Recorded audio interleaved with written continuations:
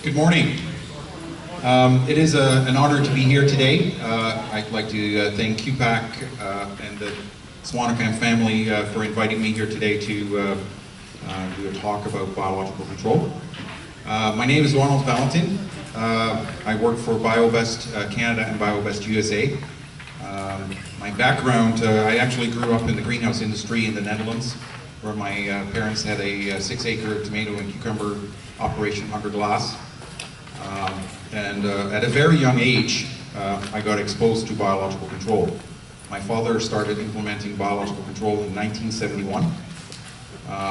And that, at that point was basically, the reason why he did that was for two reasons. He was having some health issues with certain pesticides. And the other thing, which was really the driving force, was resistance. So basically, due to resistance issues, he couldn't control his whitefly and spider mites in both the cucumber and tomato crop, and started to look at other alternatives. So my grandfather's little hobby greenhouse got confiscated, and he started to grow tobacco plants in there, inoculating them with whitefly, and then inoculating them with parasitic wasp and Garcia formosa. So we've come a long way since. Obviously, in the first couple of decades, the biocontrol was mostly focused on food crops, tomatoes, cucumbers, peppers, under glass. But especially the last, I would say, 10 years, we've seen a movement in that direction in ornamentals. How many of you are actually using biocontrol at the moment? Okay, I see one hand, two. Okay, well, what I'm going to talk about today, Bill and I were at the Plug and Cutting conference last week in Orlando, and we did a whole afternoon session on biological control and the importance of propagation. How many of you are getting plugs from here, like cuttings? Excellent, excellent. So what I'm going to talk about is what biocontrol can do in propagation and what the ins and outs are. We'll talk a little bit about thrips control, about life cycle of thrips, and some other things as well. It's a relatively small group, so if you have questions, please feel free to jump in.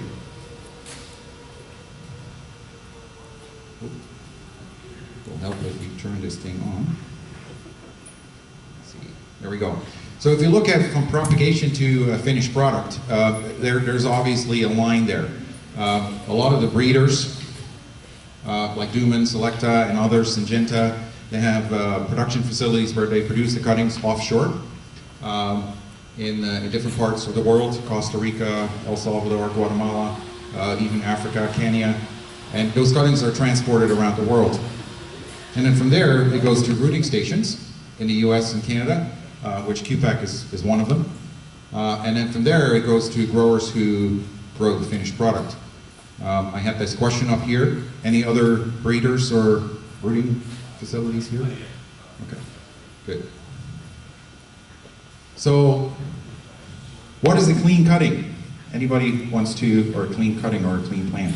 Anybody wants to respond to that? Anybody? What does it mean? What is the definition of a clean plant?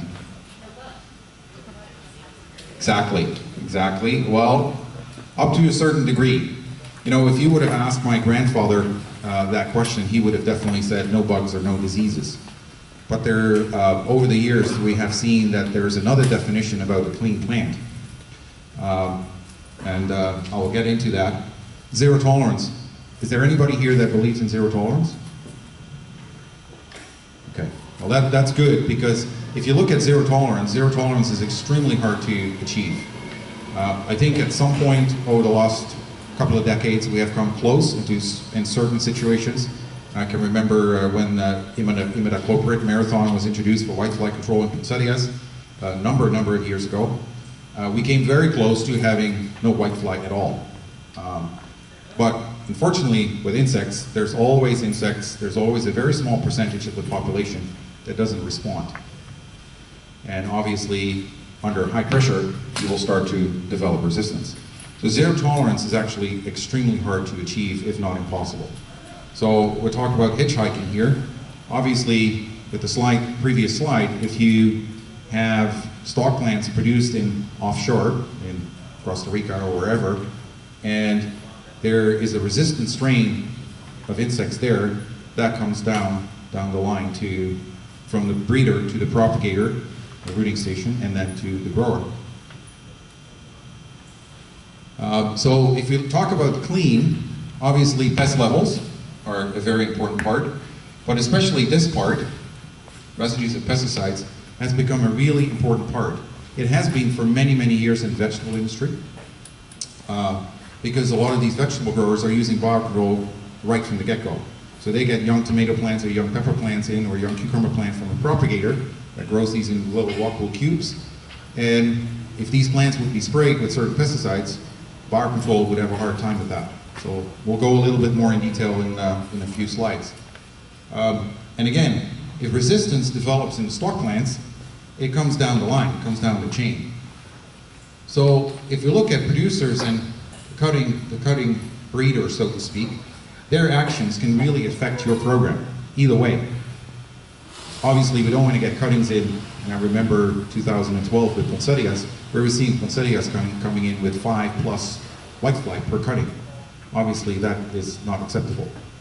But there's another side to that story as well, which I will show you in a few slides, what can happen with pesticides. Now, this is a very important part too. You know, as a grower, if you get cuttings in, obviously 5 whiteflies per cutting is not acceptable. However, on a poinsettia plant, poinsettia cutting. But, you know, if there's 1 whitefly or a few whiteflies in that box, are we going to automatically put a claim, or are we going to complain about that cutting or that shipment? Your actions or your reactions can trigger more actions. So we really have to think about that. How far do we go, and what is acceptable? What are acceptable thresholds? As a matter of fact, I would rather get poinsettia cuttings in with a few whiteflies and know that they are clean so that you can actually use biological control or continue with a traditional program than having a cutting that comes in with whitefly and still a lot of pesticide residues. Because that means 2 things. A, you will have trouble with your biocontrol to get started if you decide to do so. But B, if a lot of pesticides have been used already from the get-go, there's a very highly possibility that that strain of whitefly is very resistant. And you won't make very much headway with chemicals either. So we really got to think about that as growers. What is our reaction? Because our reaction can trigger actions. Everybody understand it's really an important part. This is not a blaming game. We really need to try to solve this as an industry. So just a statement here, pesticide overuse to try to attempt zero tolerance, and I use the word abuse here to some degree, can contribute to pesticide resistance of pest problems, limiting basically the tools in the toolbox. And this is especially a problem on stock plants down south in Costa Rica, El Salvador, Guatemala, where they basically trying to achieve that zero tolerance and use a lot of pesticides. And that's one of the results. This is in cut gerbera. You see that there is no more room for any more whiteflies there. This is actually a picture that I took myself at a facility on the west coast in gerberas, and that crop got killed by whitefly. Completely. Nothing worked. Now that is not a good starting point for biological control, obviously, because you're so far behind you will never catch up. But what we try to avoid is getting to this point and then think, how can we solve this problem? Where do we go from here? Similar issue here with leaf mowing. So how clean are cuttings when they really come in? I have 2 examples here. There's actually a student in the University of Guelph in Canada that did some research on this, thrips on chrysanthemums and whitefly on poinsettias. A number of years ago, the growers were actually in 2006, 2007, growers up in Canada were experiencing more problems than previous years with thrips, and we all know that Spinoza conserve was no longer working as well. It started to show some tiredness, like some resistancy issues in 2006, and from there on it went worse. But a lot of these growers have been using biocontrol for a number of years. And suddenly in 2007, 2008, they're starting to have problems. And we went, well, what's going on here? It was not only in mums, but also in spring crops that followed. And especially this not establishing of biological control agents, the growers were asking questions. Well, why? What is happening here?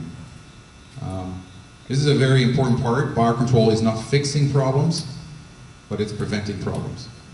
If you already have a problem, we often get calls from growers in March that want to start a biocontrol program in their spring program. Well, you've already kind of missed the boat. And we'll talk a little bit more about the thrips life cycle and why that is in about 10-15 minutes. This was also interesting. In the Niagara region, not only the growers that were using biocontrol, but also the growers that were using traditional pesticides were having a lot of problems. So it was not specifically only with the growers that were using biocontrol.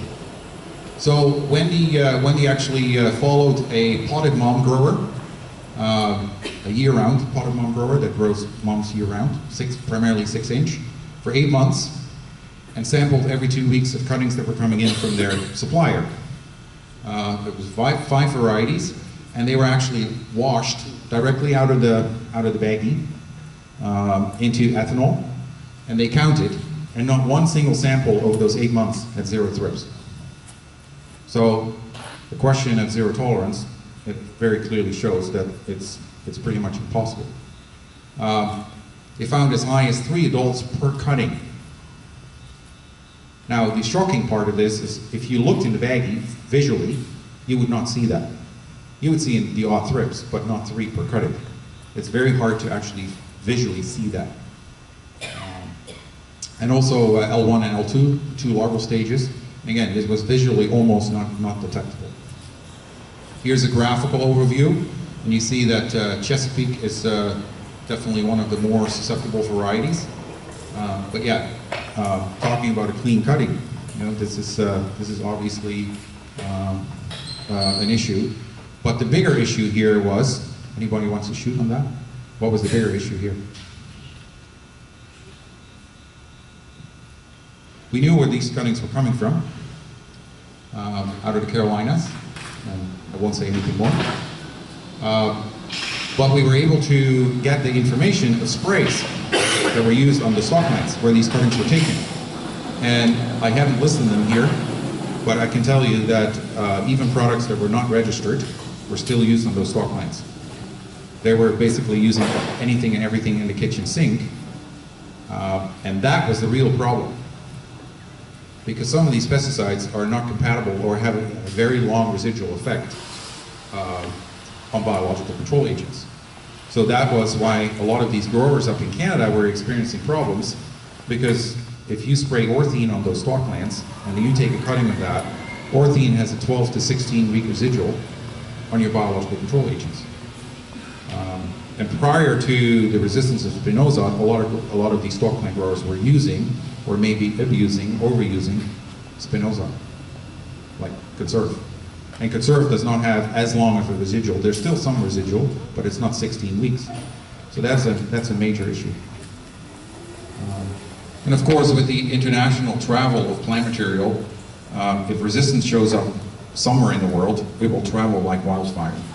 The first signs of resistance on spinosad were found in Israel in 2006 on herb cuttings.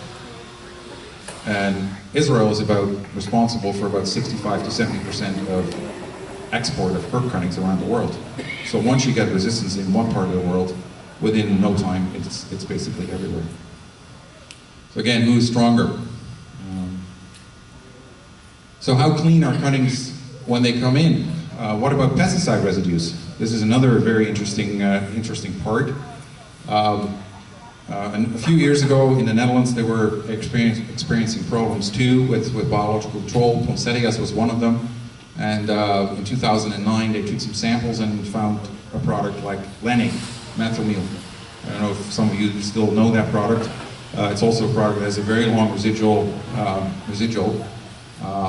Based on that, they did some research there. They took 39 samples randomly at Schiphol Airport, close to Amsterdam, from all kinds of different plant species, not just mums, but ficus, you name it. It was a whole list of different plant species, all unrooted. And in the 39 samples, they found no less than 302 active ingredients. So it's pretty incredible. They even found aldicarb, temic, in some of these samples. So that was pretty shocking. But what they really were after is what are about 1/3 of that 302, like 132, were products that have a very long, that are not compatible with biological control agents, and also have a very long residual on biological control agents. So basically what they said in the Netherlands, this is the biggest issue with failure of biocontrol in ornamental crops. It's a really big issue. The other thing that they're looking at in the Netherlands right now is worker safety issues. People that stick these cuttings, you know, if you think about aldicarb, that's kind of a little scary. So back to North America in 2012, we all know that there were major issues with whitefly. Anybody grows poinsettias here? Okay, I see Jeff sticking up his hand too there. In 2012, it became very clear already early on in June, end of June, early July, that there was a major issue with whitefly that year. We were seeing cuttings coming straight out of the box with whitefly. We saw 5+ whitefly adults per cutting, not even looking at the larva and the pupa that would be on there. That is obviously a problem, but what immediately brings flags up for me is if the cuttings are coming in with whitefly, what's going on at the stalk plants? And what the scary part is, what kind of pesticides have they used on the stalk plants? Because again, this is not only a problem for growers working with biocontrol, but also a problem for growers working with traditional pesticides.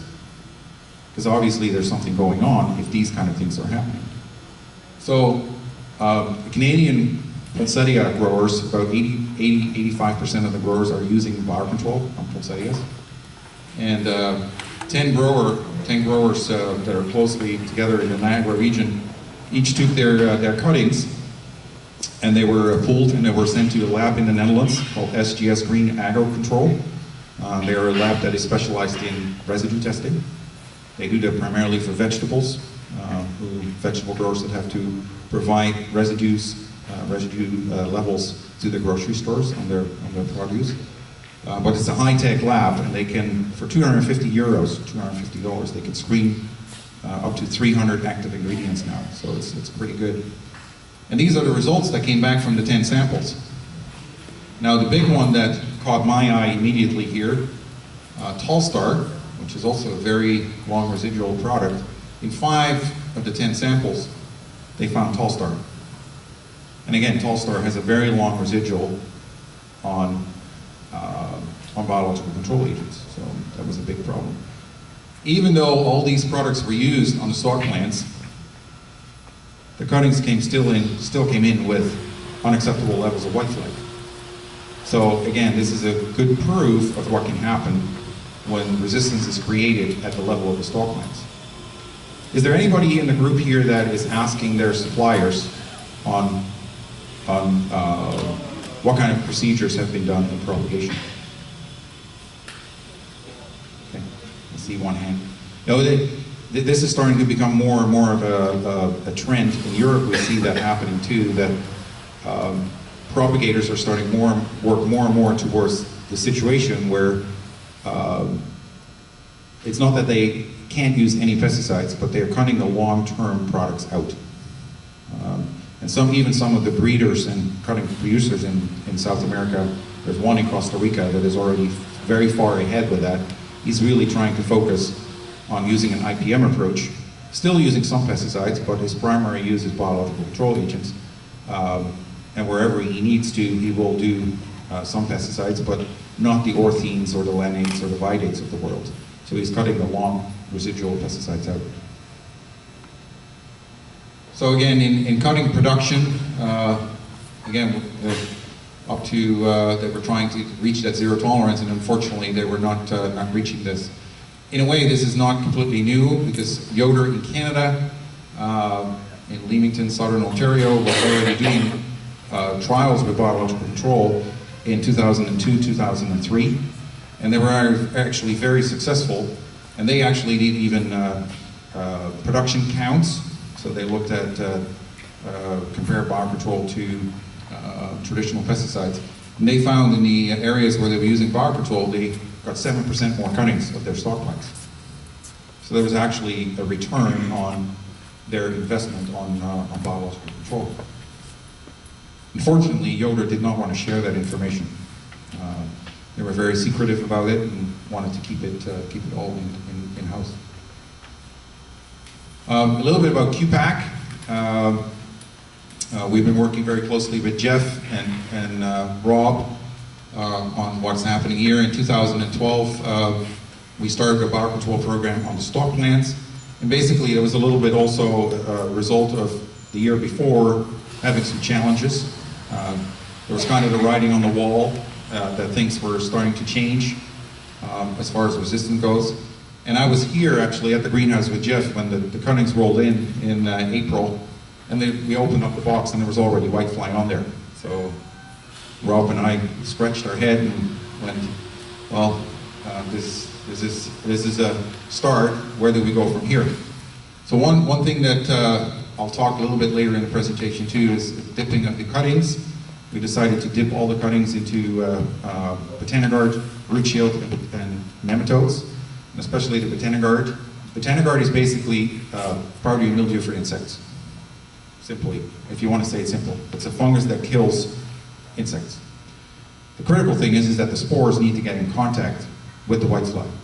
So if you stick those cuttings and then springe over top, if there's any whitefly larva or pupa underneath the leaf, you're never going to get contact.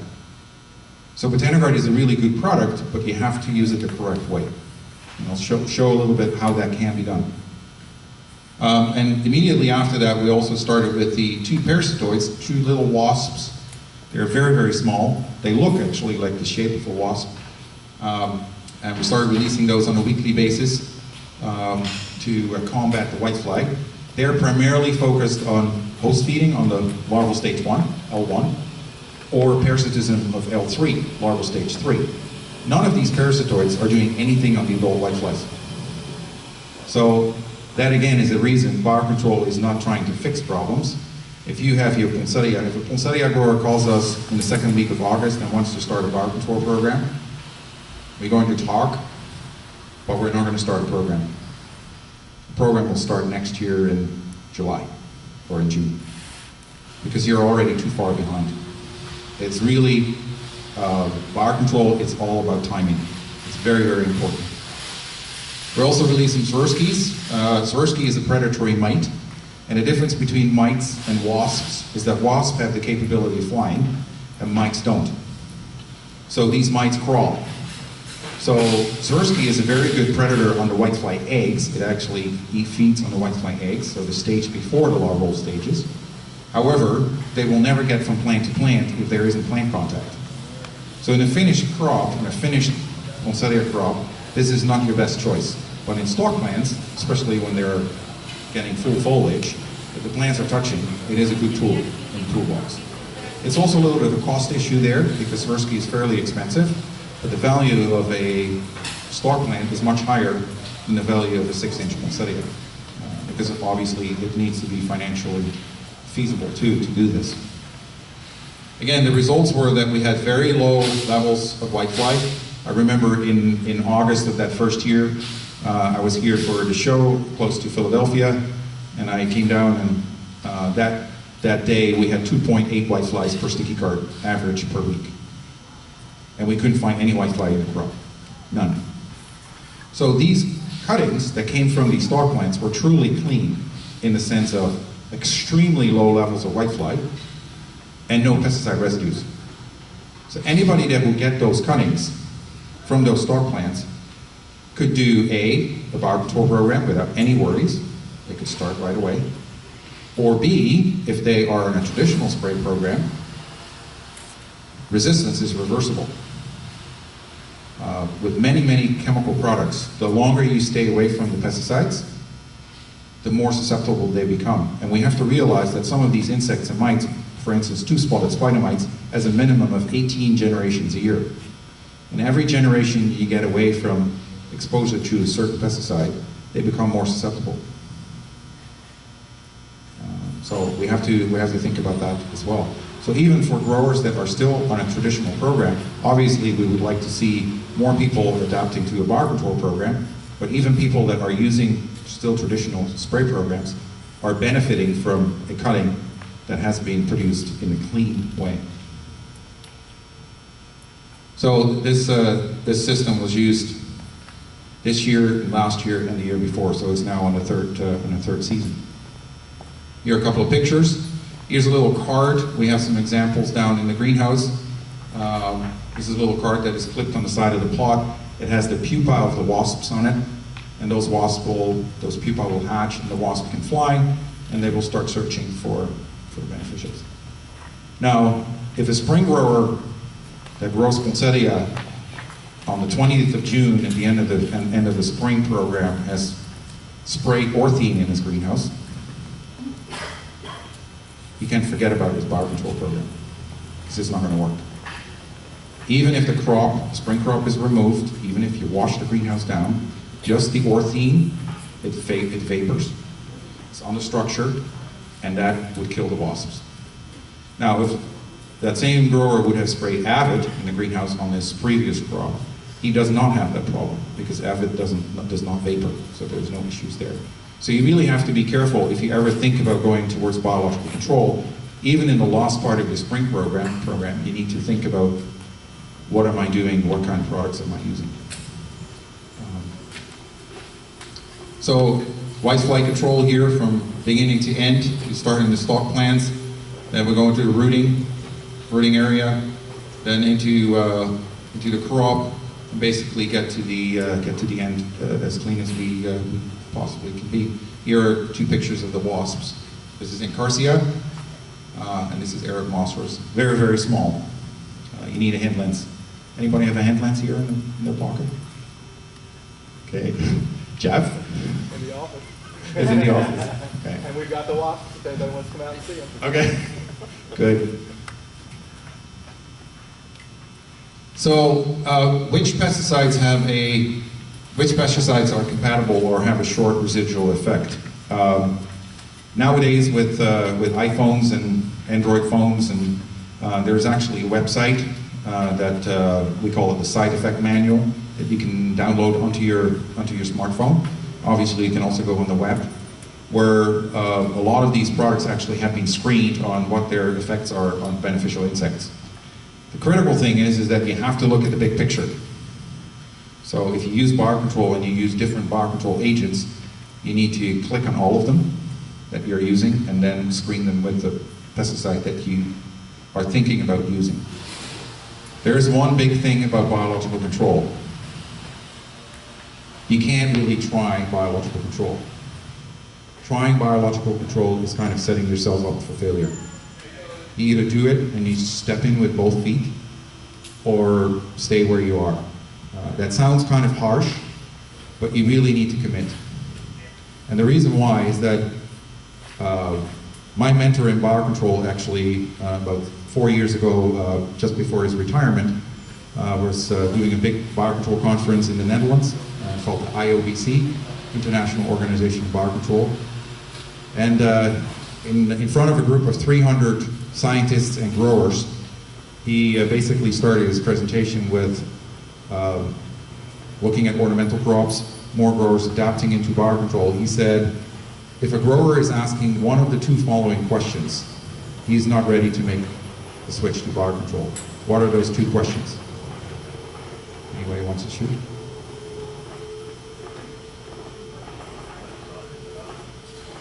What can I still spray? And this is a little bit psychological, but it's if you already think, what can I still spray, you're kind of already assuming that it's going to fail. What you really have to start thinking about with biocontrol, it's not fixing problems, it's preventing problems. So the way I've learned a long time ago is, if you have to spray, you kind of have to ask yourself a question, what did I do wrong 4 or 6 weeks ago? So it's all about proactive planning. That was the first one of the questions. What was the other question?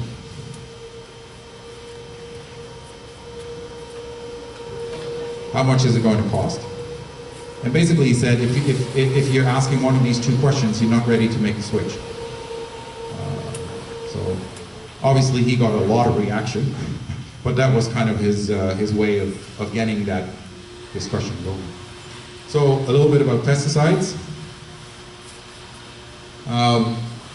Often in ads, in grower talks and all the magazines that are out there, we often see soft on biological control, or we see statements of compatible with most biological control agents. The chain is as strong as the weakest link. We often run into situations with growers that are adapting into a bar control program, and obviously thrips is one of the bigger issues. And they are so focused on thrips control and forget about the rest. The trouble with that is that if you start a spring program for thrips and you're not thinking about how am I going to deal with my aphids, and you have to start using pesticides on your aphids on an ongoing basis, that is going to torpedo your thrips control, or it has the chance of torpedoing your thrips control. So you really have to think about the big picture. That doesn't mean that you never can do anything for aphids, because there are still some tools in the toolbox that we can use, but there's a difference between using them once and using them 3 times. An aureus population, a population that's a bug for thrips, can handle one application of Endeavor because you kill approximately 50% of them. But if you have to do 3 applications in spring season, you're going to lose the battle. So it's all about moderation and where are you in your system. I call that the slippery slope effect. You have to look at the big picture, and that's why I mentioned if you're thinking about bar control, we really see that the most successful growers are the growers that are adapting to using bar control as a first line of defense, not excluding pesticides. Because it doesn't mean that you will never have to spray. We're not trying to be organic. Does that make sense? Anybody, any questions on that? Okay. So again, if you look at compatibility, there are only very few products that are truly compatible. And if I think about compatible products, Citation is a very, very compatible product. It's probably one of the softest products out there. But any of the other products will either have an effect on one or another bar control agent. So it becomes especially very sensitive into more elaborate systems. It becomes more of a problem. So talking about compatibility, to give you an idea, in cut Gerber production, they use all these different bar control agents for one pest or another. And obviously in cut Gerber, it's a 2-year crop, so it's very different from potted Gerber. It's a 2-year crop. Whitefly, thrips, spider mite, aphids are the 4 big ones. And that's where a lot of these products are used for. If you use any of these pesticides, these are pesticides that are registered in Canada. I think in the US we probably could add a few here. But you can see the red lines are compatible, or not compatible. The green ones are compatible, and the blue ones are kind of mediocre. And a big one in Canada was when fluoromite got registered a number of years ago. A lot of growers were saying, hey, maybe I can save a little bit of money on my Phytocelius persimilis for spider mite control. And there were actually some growers that cut the rate in half because they were willing to take that risk because they had fluoromite in the back pocket because it was compatible. Well, it is compatible, but not with all of them. And the one that actually suffers the most is Swirsky. And in the summer months when it's nice and hot, Swirsky is basically one of the big legs for your whitefly control. So some of these Gerber growers took a risk with spider mite got out of control, used fluoromite, and then the reaction was that 4 weeks later, again, what mistake did I make 4 weeks ago? 4 weeks later, the whitefly went crazy. Then you have to start to consider, well, what can I do now for my whitefly control? and they have to look at one of these products. Well, some of these growers, the easy way is using imidacloprid because you can drench it and it's quick, but that has an effect on your aureus and your diglyphos. That picture that I showed earlier with the leaf miner and the white fly, that was that grower. He had a beautiful biocontrol program and torpedoed the whole program and lost the crop. So you really have to think about every action gives a reaction. And again, I'm not saying that you never have to spray. There are moments where you have to interfere. Something to think about, propagation that includes frequent applied pesticide does not guarantee that these young plants or cuttings are free of insects. There's this concept that people think, well, if we spray, we're safe. That's not necessarily true. The opposite is true too. Propagation that includes BCA does not mean that these cuttings or plugs are necessarily dirtier or have more problems. It's a whole different concept. I'll go over this a little quicker because I do like to get to the thrips life cycle that I think everybody could benefit a little bit from. So again, cuttings and plugs that have long residual pesticide and still pest problems that are possibly resistant are difficult for any pest management program. Not only growers that are working with biocontrol, but also growers that are working with traditional pesticides. How many of you had issues in the late 2000s with thrips? And Conserve was no longer doing its job. Again, this is not just a problem here in North America, but it's a worldwide issue. So where can we improve in ornamental production? I think we need to give up on zero tolerance. It just simply doesn't exist. And trying to achieve it will only take more tools out of the toolbox for when we really need them. Again, we need to focus on managing problems rather than eradication. Eradication of thrips is pretty much impossible. So why keep trying? Why not try something different?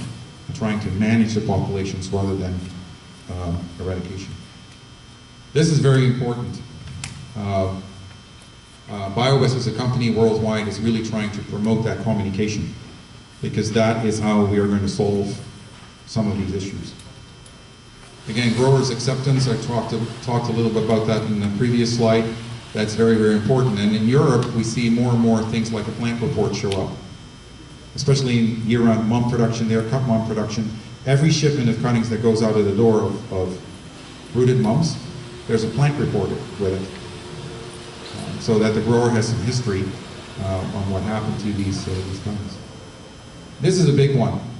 I think we can learn a lot from the greenhouse vegetable industry. And again, I have a couple of examples. These are large facilities. You have to think in the range of 40, 50 and more acres under glass, who bring plants in, that's finished production. They bring plants in from specialized propagators. Up in Canada, there are 4 large propagators that have all flat floors, it's all glass, and they grow these plants for approximately 4 to 6 weeks. This tomato plant is probably about 3.5 weeks old, and there is there's not a grower of finished product that allows any kind of pesticides to be used in this stage. They really keep it all out. It's all directly, actually, as a matter of fact, typically a week after seeding, they're already applying beneficials. So it's a very, very different thing.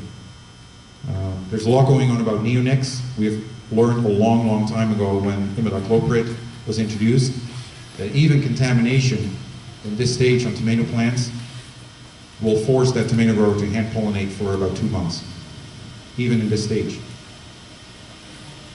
So it does definitely have an effect on bumblebees, for sure. These are pepper plants on the floor, and you see here they have banker plants for aphid control. These banker plants produce Aphidius colomani, which is a wasp that goes after aphids. So this is basically an open rearing system for the parasitoid. And this is cucumbers. This cucumber plant is probably about 6-7 days old, and they have a little sachet that produces Amblyseius cucumerus, which is a predator for thrips. And again, it's all about prevention. So if we look at the current status in ornamentals, we do see brooding stations moving into this direction, but even some of the breeders and current producers are slowly but surely going in this direction. But there is still a lot of guesswork, unfortunately. More and more propagators are looking at some sort of reporting, or at least communicate to their customers that these cuttings have been produced without these long residual pesticides. And that's really what we are focusing on. Again, not all pesticides are detrimental to BCAs. You know, an avid in propagation, 2 weeks later that avid is broken down enough so that it doesn't have a residual on biological control agents. So it's different for each different pesticide. I'll skip this, but this is maybe very quick. This is a large African violet producer up in Canada. He produces cuttings not only for himself, but also sells them through bulk. And they have been using biocontrol for a number of years since they had issues with spinosad no longer working. But the interesting part of this story is that when they started biocontrol in 2011, I was actually in BC with one of my colleagues visiting rainbow greenhouses in Chilliwack that wanted to work toward a biocontrol program. And the interesting part is when I was in there with Veronica, my colleague, they said, you know, we've seen all these bugs jumping around in our violet production and we have no idea what they are. Can we have a peek? And sure enough, when we got there, I found Athida, and I found Hypoaspis, and I found Anglo-Seas cucumbers. And they hadn't introduced any. Now this was on the plugs that they had just received.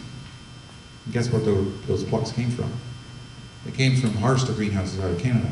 So if your supplier is already using beneficials, it becomes a lot easier to prolong that and continue with that after you receive that material.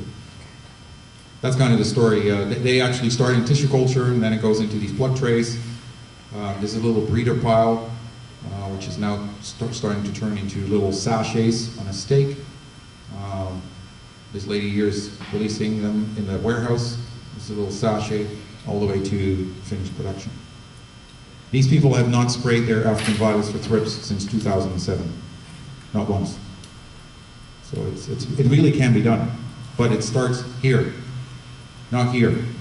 And that is actually the mistake that they made in 2001 when they did their first attempt.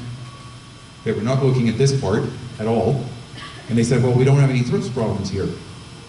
But you don't necessarily have to have thrips problems to have to start with biological control agent, because when we started, we hanged some sticky cards in this zone, and there was already between 5 and 10 thrips adults per sticky card per week.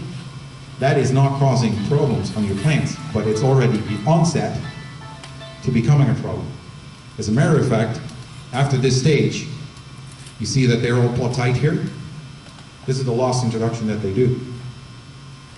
After spacing, they basically coast to the end. It's all about this here. That's the most important part. So here are a number of different biocontrol agents that we're using in propagation. Hypoaspis miles and Athida are primarily for fungus nets, but have some effect on thrips, pupa as well. Cucumbers and Swirsky, 2 predatory mites, primarily focused on thrips, but also have some effect on broad mites and cyclonomite, and with Swirsky on whitefly. Swirsky, you have to remember, it's a heat lover. It really likes the heat, very important. It was discovered in Israel. It really likes temperatures well over 70, and it can't get hot enough for those. Typically in poinsettia crops, once we get to the end of the crop, we start to see them disappearing, just because we start dropping the temperature well below 70, and then Swirsky is just giving up. This is a nematode. Bovaria is Botanigard, Ophidius for aphid control, and banker plants, which I will show you a few pictures of as well. So, understanding thrips. I'm talking a little bit about the life cycle of thrips here. If you look at the egg, this is the lifeline of thrips. Thrips actually penetrates the eggs into cell tissue.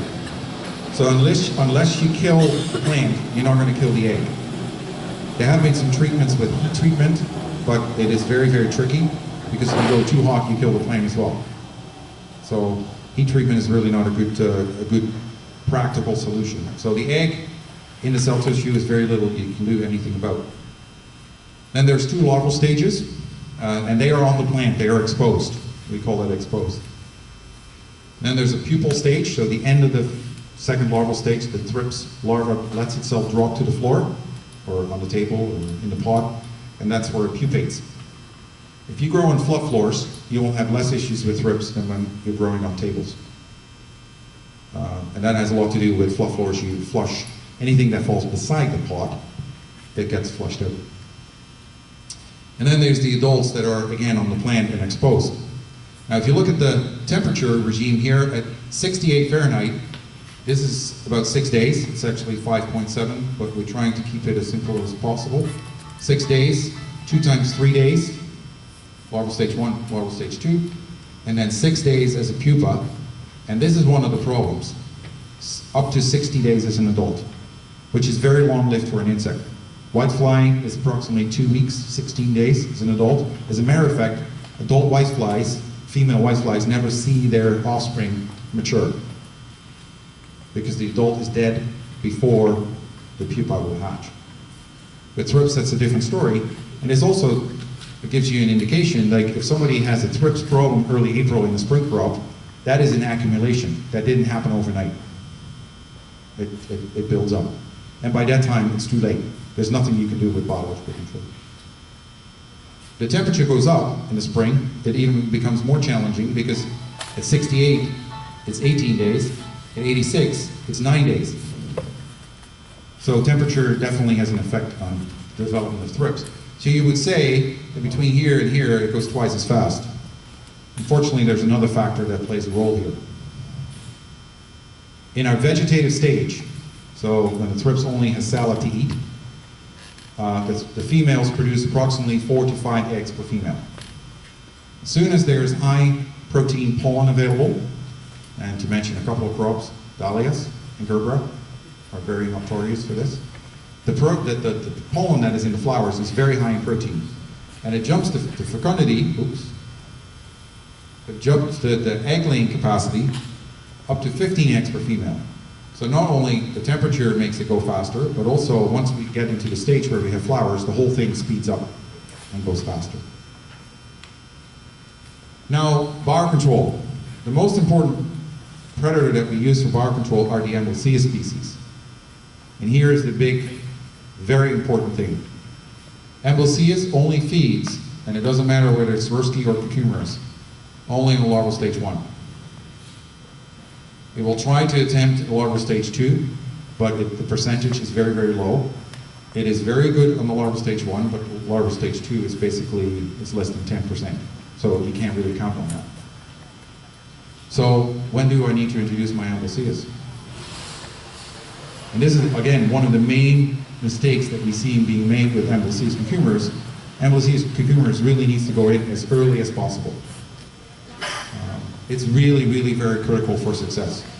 Because, you know, I mentioned that cucumber grower, they basically, those sachets are on before day 8 after seeding. Because if this is the seeding date, 3 days later they have green plant material because it germinates very quickly. The thrips egg could be laid. They're slightly higher than 68, they're typically about 71. So the larval stage or the egg stage is about 5 days. And potentially at day 8 after seeding, the thrips larva could crawl out of his egg. And you want to have an Amblysias waiting for there to kind of bite its head off. Excuse my language, but that's kind of what you hope for. It's a little predatory mite called Amblysias cucumbers, and it's in these little sachets. So, I actually have a picture of it. Hypoaspis and Atheta are primarily focused on fungus net control, but they have what we call a side effect. These are released on the soil, and they're soil dwelling, where the fungus net larvae live. But we know that if the population is established, they control approximately 40% of the pupa. That's why we call it a side effect. Don't try to do thrips control with just these two because you're going to fail. It's an extra help. It's an extra safety net. Here are a couple of pictures. So incoming plant material, how can we limit impact of things coming in through the door? I know at QFAC they do a lot of work on that. Nematodes are a big thing. Nematodes do work, so does Botanigard, but the most critical thing is contact. If you don't create contact, it's not going to work. So how can we create the best contact? Anybody wants to shoot on that? These are actually, this is a thrips larva, level stage 1, and these little worms are the nematodes. And you can actually see it right in here in the guts of this adult thrips. There's nematodes in there. So how can we create the best contact? How can we do that? Exactly. This is happening more and more, and we encourage everybody to do this. Completely submerging it at point of entry. It can be done with unrooted cuttings as well as rooted cuttings, and it really creates contact. You have the highest chance of success doing it this way. Again, Botanigard is the same way. In this solution, there's Botanigard, root shield, and nematodes in here. A lot of people put a biological fungicide in there too because they're doing the dip anyway, so it's easy. And all these products are labeled for dipping, so there's really no issue. This is another setup. This is a grower up in North Jersey, and he basically made a solution and basically 2 leach trays that leach it back into the tank. One critical thing: the nematodes need to stay in agitation. If you let them sit, if you go and take a break, they sink about 1 inch every 3 minutes. So if you walk away from the tank for about 15 minutes, all the nematodes are at the bottom of the tank. So keep that solution agitated. This is Amblyseius cucumbers. You will see a little sachet on the side of the hanging basket. It's a very small little predatory mite, and needless to say that we are always walking with one of these in our pocket.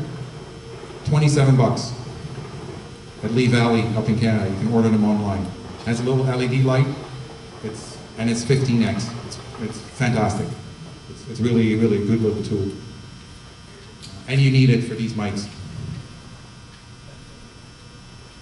You will see a little breeder pile, which is basically a little culture of these predatory mites. But we see more and more growers switching to the sachets, which I just showed you an example. This is a sachet on a stake. And in this little sachet is a culture of these mites. It reproduces these mites for about 6 to 8 weeks at about 68, 70 Fahrenheit. In the summer it's a little shorter when temperatures go up. But every day there's mites coming out of this sachet going to hunt for thrips. They're not going back. A lot of people think that, hey, they're going back to go to the restaurant, but it's only females, mated females, that leave and look for hunting grounds. If you want to see how many mites are coming, or if there's mites coming out of here, I recommend to, for every batch that you get, is stick a sachet on a sticky card. Obviously do it with the hole to the outside, because there's only a hole on one side, so that it's not the hole on the sticky card.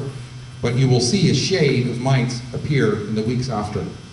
You see a shade of mites that come out of the sachet and walk onto the sticky card. It's just kind of a little dirty, quick and dirty quality control thing. So here are the sachets on the stake. It's perfect for propagation trays. This is actually quite new that we have them available on stakes. And yeah, the whole idea there is to have that starting right from the get-go. Here's a run-out curve. This is a cumulative over 7 weeks, how many mites are coming out. So the sachet starts approximately at 250 mites, and there's also 2,500 brand mites in there, which is basically the food source in that sachet. And those brand mites are living on a fungus and the yeast that is on the bran in that sachet. That's why there's also people that do broadcasting of these predatory mites, but that does not have the same effect on longevity. So if you broadcast with these mites, that is a possibility, but you have to do it weekly because there's no breeding taking place. So you have to remember that if you broadcast, it's a weekly application. If you do the sachet, you're good for 6 to 8 weeks. They are water resistant, and there's only a hole on one side, and the stake is actually, the hole is protected. because these sachets are also used outdoors, and outdoor months, and things like that. So. This is Swirsky. Anybody that tells you that they can tell the difference between Swirsky and cucumbers in the field, even with the handplants, that's impossible. They're extremely look-alike. You really need to take them to the lab under a high-powered microscope to tell the difference. Again, they are also available in sachets, and both Embley species, if you look for eggs, you can find them often on the hairs along the veins of the leaves. Very, very small though. You can imagine the mite is small, the egg is even smaller. This is Hypoaspis in the soil, a predatory mite in the soil. Anatheta, rove beetle. If you start digging in your compost pile, you guaranteed will find these. These are all naturally occurring. What we're just trying to do in the greenhouse is elevate the levels and get them going sooner. Banker plants. This is a facility in Pennsylvania. Kind of a funny story about that. Grower went on vacation in July. He had about 1,400 of these banker plants, for it's a large facility. And he came back from vacation and this is all he had left. Anybody wants to shoot what happened? One of his colleagues from the sales department had sold them all. Because he had a buyer in and he saw these pepper plants with alyssum in the banker, in the baskets, and said, "Are they for sale?" And of course the sales guy said, "Sure, they're for sale." But he actually sold all his banker plants for these two predators. This is Aureus adult and Aureus nymphs. This is a phenomenal predator, but it's very slow in development. My mentor in biocontrol called this thing, this pirate bug, the steam locomotive under the biocontrol agents. It's very slow to get going, and that's why people use banker plants. But oh boy, when they get going. One of these can kill up to 80 thrips a day. It's actually quite fun to watch when they're active in the flower and just keep poking thrips. They have piercing mouth parts. It's actually quite, for a bug guy, it's really interesting to see. But growers get really excited too when they actually see this happening. Banker plants for aphid control. This is a facility in Rochester, New York. See barley plants, they actually have an extra drip line tie strip to the truss on the top, and have a dripper coming down on every post, so it's on a separate watering system too. And these banker plants produce thousands and thousands of wasps for aphid control. Here another facility, this is in Massachusetts, similar setup with banker plants. This is the actual wasp. It's much larger than Quercia and Eremosa, as you can actually see quite well. And these are the mummies. We call this mummification, little aphids that have turned golden brown and actually producing the wasp.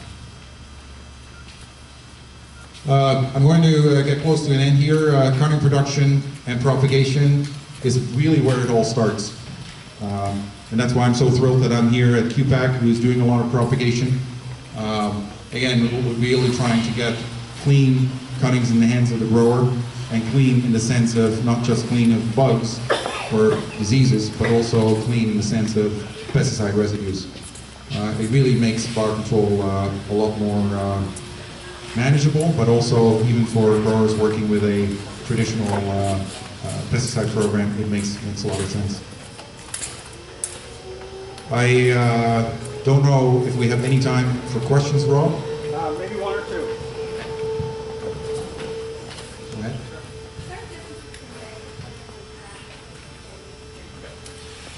ahead. Yes, there is. And Could you repeat no, the there question, isn't. please? The question is there any difference between trap plants and banker plants? Some banker plants are also considered trap plants. For instance, the pepper banker plant that we are using for Aureus is also highly attractive for thrips. So in the springtime, when you grow vegetative, when you're still in your vegetative stage, if there's any thrips around in the greenhouse, they will be attracted to those pepper plants because they have pollen. The nice thing about that is that the Aureus is waiting. The not so nice thing about that is that if you are working with a banker plant system, you have to have some steel nerves. Because we sometimes see growers panic and then spray those pepper plants. Well, if you spray the pepper plants, you eliminate the Aureus. So you kind of have to really kind of put your trust in somebody that can help you with this. and look at that and say, hey, as long as these thrips are on my pepper plants, because these pepper plants are not really for sale, they're really having a function. So, there's also trap plants in the sense of bean plants for spider mite. Spider mite is highly attracted to bean plants, and that's a true trap plant. So I hope that answers your question again. Any other questions? So if I get a tray of plugins and tube packs and they already have beneficials on, and then I do the dip in the Tangard solution like you were talking about, will that be harmful to the beneficial? The question is if I dip my liners that I get into that solution with Botanic root shield and nematodes, is that going to be harmful for my biological control agents? The good part about that is that the materials that are in that dip are not harmful to the predatory mites or a lot of the wasps. The one that would suffer is Aureus, and Aureus would have problems with Botanicard. The thing is that typically in that stage, Aureus has reproductive diapause, so it's not active from October 20th to February 20th. So by the time that you get your plugs, there's no Aureus on there anyway. So Aureus is more for later in the season. So yeah, you can do that dip safely with the beneficials on there. Okay, afraid we're out of time for questions. Thanks a lot. Let's thank Steve Ron, a great talk. We'll be here. There's a booth, the Biobest booth out at the show. If you have more questions, feel free to stop by there and they can answer them. We're going to take 2 minutes and get set up for part 2 of the pesticide credits talk, and we'll get started as quickly as we can.